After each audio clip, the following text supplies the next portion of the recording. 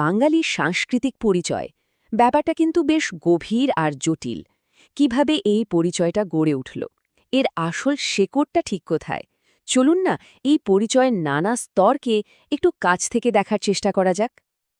তো প্রথমেই একটা প্রশ্ন মাথায় আসা স্বাভাবিক, যে কোনো সংস্কৃতি আখের তৈরি হয় কিভাবে? সেটা কি নিজের মাটি থেকেই জন্ম নেয়, নাকি বাইরের দুনিয়ার হাওয়া এসে তাকে নতুন একটা রূপ দিয়ে যায়? এই প্রশ্নটাকে কেন্দ্র করেই কিন্তু আমাদের আজকের এই পথ চলা। আমাদের এই যাত্রার প্রথম ধাপে আমরা সংস্কৃতির বহুমাত্রিক রূপটা একটু বোঝার চেষ্টা করব। বাঙালি সংস্কৃতিকে যদি একটা নদীর সাথে তুলনা করা হয়, তাহলে বুঝতে হবে এটা কোনো একটা স্রোতে বয়ে চলা নদী নয়, বরং অসংখ্য ছোট বড় স্রোত এসে মিশে তৈরি হয়েছে এই বিশাল নদী। ইতিহাসের দিকে তাকালে কি দেখি আমরা? সেই প্রাচীন কালেই কিন্তু বাংলার একটা নিজস্ব সাংস্কৃতিক ভিত্তি তৈরি হয়ে গিয়েছিল। তারপর যুগ যুগ ধরে পৃথিবীর নানা কোণ থেকে নানান সংস্কৃতির স্রোত এখানে এসে মিশেছে। আর এর ফলে আমাদের সংস্কৃতি শুধু যে সমৃদ্ধ হয়েছে তাই নয়, বরং একটা স্তরযুক্ত রূপ পেয়েছে, যা আজও বহমান। তাহলে এই যে বহুমাত্রিকতা শব্দটা আমরা বলছি, এর মানেটা আসলে কি? খুব সহজ করে বললে এটা এমন একটা অবস্থা যেখানে বাইরের নানা প্রভাব এসে একটা সংস্কৃতিকে আরও জটিল, আরও গভীর আর বৈচিত্র্যময় করে তোলে। এতে কিন্তু পরিচয়টা হারিয়ে যায় না, বরং আরও পূর্ণতা পায়। কিন্তু এখানে একটা বড় প্রশ্ন এসেই যায়, এত সব বাইরে প্রভাবের পরেও বাঙালি সংস্কৃতি তার নিজের সত্তাটা ধরে রাখল কিভাবে? এর রহস্যটা কোথায়?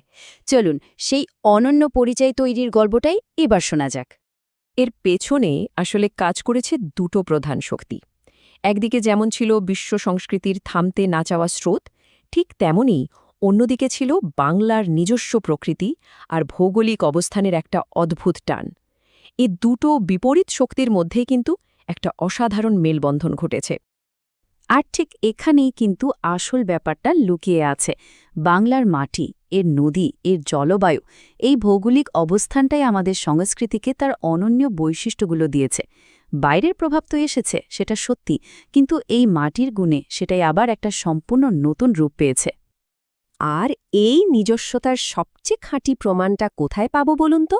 সেটা হলো আমাদের লোকসংস্কৃতি। এটাই বাংলার আসল পরিচয়, কারণ এটা ধার করা কিছু নয়। এটা সরাসরি এই অঞ্চলের মাটি আর সাধারণ মানুষের জীবন থেকে উঠে আসা একটা প্রতিচ্ছবি, যেন বাংলার আত্মা নিজেই কথা বলছে। বেশ, এই যে মাঠের কাছাকাছি থাকা লোক সংস্কৃতি, এটা নিজেকে প্রকাশ করল কিভাবে? এর উত্তরটা কিন্তু লুকিয়ে আছে আমাদের হাজার বছরের শিল্পকলার মধ্যে। একবার ভাবুন তো, আমাদের সাহিত্য, আমাদের গান, ছবি আঁকার ধরন, পোড়ামাটির কাজ, নানা রকমের কারুশিল্প, এমনকি আমাদের তাঁতের শাড়ি, এর প্রত্যেকটার পেছনেই একটা সুপ্রাচীন ঐতিহ্য লুকিয়ে আছে। এই প্রত্যেকটা শিল্পই যেন আমাদের লোক সংস্কৃতির গল্প বলে চলেছে। মানে এগুলোকে শুধু শিল্পকর্ম ভাবলে কিন্তু ভুল হবে। এর মাধ্যমে একটা জাতির হাজার বছরের আবেগ, বিশ্বাস আর অভিজ্ঞতার ইতিহাস যেন জীবন্ত হয়ে রয়েছে। শিল্পের প্রকাশ তো দেখা গেল, কিন্তু এই সংস্কৃতির একেবারে গভীরে এর দর্শনের গোড়ায় কি আছে? চলুন এবার বাঙালির সেই মানবিক চেতনার দিকটা একটু বোঝার চেষ্টা করি। বাঙালি মননকে যদি বুঝতে হয়, তাহলে এর তিনটে মূল স্তম্ভকে চিনতে হবে। এগুলো হলো মানবিকতাবোধ, অসাম্প্রদায়িক চেতনা আর বিদ্রোহী ভাবনা। এই তিনটে বৈশিষ্ট্যই কিন্তু বাঙালি মানুষকে তৈরি করেছে। প্রথমে আসা যাক মানবিকতাবোধের কথায়। এর সোজা মানে হল ধর্ম, জাত বা অন্য কোনো পরিচয়ের আগে মানুষ। মানুষের মর্যাদা আর মূল্যকে সবার ওপরে জায়গা দেওয়া। এটাই বাঙালি সংস্কৃতির অন্যতম প্রধান একটা শিক্ষা। দ্বিতীয়ত, অসাম্প্রদায়িক চেতনা।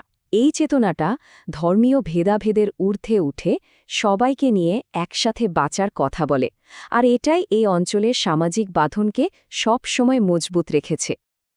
আর সবশেষে হল বিদ্রোহী ভাবনা। এর মানে অন্যায়কে সহজে মেনে না নেওয়া, প্রচলিত ব্যবস্থার ভুল ত্রুটির বিরুদ্ধে প্রশ্ন তোলা আর নিজের অধিকার আদায়ের জন্য সংগ্রাম করার একটা সহজাত প্রবণতা। তাহলে এই পুরো আলোচনার পর আমরা ঠিক কোথায় এসে দাঁড়ালাম? চলুন মূল ভাবনাগুলোকে আরেকবার গুছিয়ে নেওয়া যাক। সব মিলিয়ে ছবিটা অনেকটা এই রকম। সারা বিশ্বের সংস্কৃতির নানা স্রোত এসে মিশেছে বাংলার মাটিতে, আর এখানকার নিজস্ব প্রকৃতি আর পরিবেশের ছোঁয়ায় সেই স্রোতগুলোই এক নতুন, একদম অনন্য ধারায় বইতে শুরু করেছে। এই মিলিত প্রবাহটাই হলো বাঙালি সংস্কৃতি। তবে শেষ করার আগে একটা প্রশ্ন কিন্তু থেকেই যায়। বিশ্বায়নের এই যুগে যেখানে সব সংস্কৃতি একে অপরের সঙ্গে মিশে প্রায় একাকার হয়ে যাচ্ছে, সেখানে বাংলার মতো এমন একটা স্বতন্ত্র পরিচয় কি তার নিজস্বতা শেষ পর্যন্ত ধরে রাখতে পারবে? উত্তরটা হয়তো সময়ের হাতেই তোলা রইল।